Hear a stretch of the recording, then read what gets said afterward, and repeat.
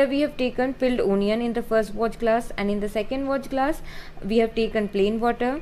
In the third watch glass we have taken dilute saffron in solution, and in the fourth watch glass again we have taken plain water.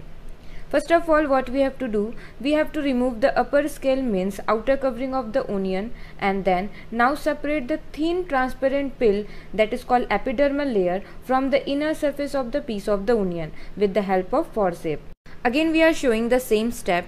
You can easily remove this thin transparent epidermal layer with the help of forceps.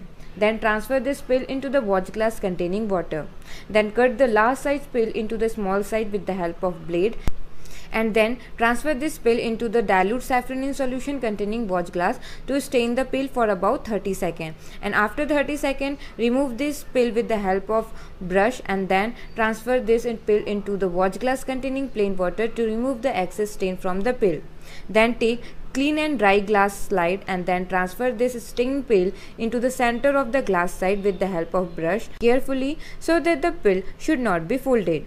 Then add a drop of glycerin solution over the peel, and this glycerin prevents the peel from drying.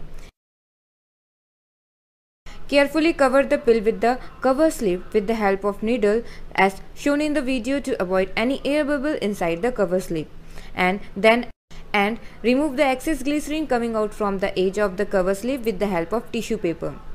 Now the slide of the onion peel is ready to observe under the microscope. Here we are observing the peel under the 10x eyepiece and 10x objective lens of a compound microscope, means total 100x magnification.